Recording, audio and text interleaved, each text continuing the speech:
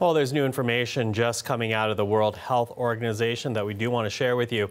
It's about the Omicron variant. And for details, let's go to Chris Reyes right now. She's on the story for us. So, Chris, good to see you. Tell us about the WHO. What are they saying? Good to see you, Michael. Happy holidays. I don't know about you. I'm taking a lot of deep breaths. So I'm gonna tell you a lot of things you're gonna require to take deep breaths. So let's start with what the WHO is saying. They're saying that the Omicron variant has been reported in 89 countries, with the number of cases doubling every 1.5 to 3 days.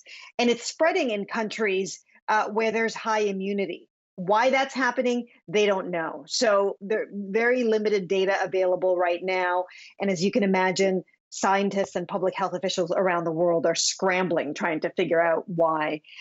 In a briefing this week by the CDC, they're saying that cases with Omicron jumping 7-fold in just 1 week. So all the public health agencies around the world watching this very closely. Now, amongst the parts of the world dealing with surging cases right now is the United States and Europe as well. Tell us about the latest on Omicron in those areas. Yeah, let's start in Europe, because the very latest is that the Netherlands has just announced a national lockdown to stop the spread. The Dutch government announced today that they are introducing new measures, including a strict lockdown, closing all non-essential shops starting at 5 a.m. Sunday to last until January 14. You know, I call it the merry-go-round and around. It really feels like deja vu.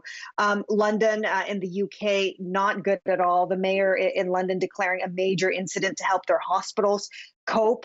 At the same time that this is happening, we're seeing people protesting on the streets in London against vaccine mandates and vaccine passports.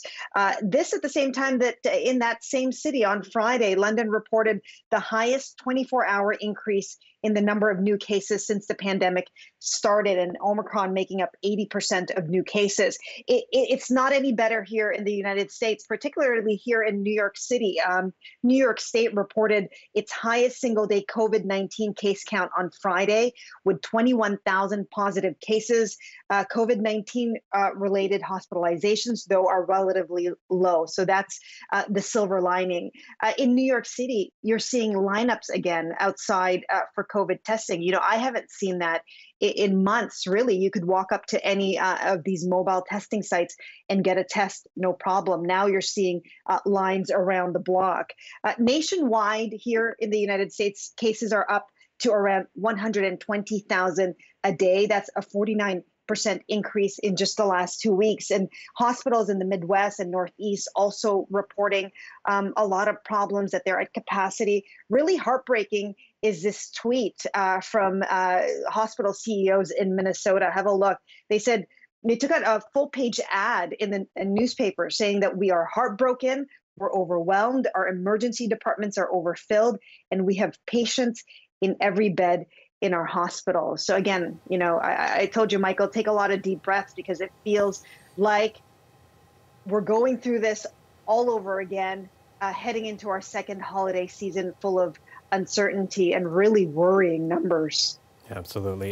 You know, the worrying numbers aside, Chris, I do want to say, because I'm not here next weekend, Maligayang Pasko. Maligayang Pasko, Michael. Chris Reyes in Weehawken, New Jersey.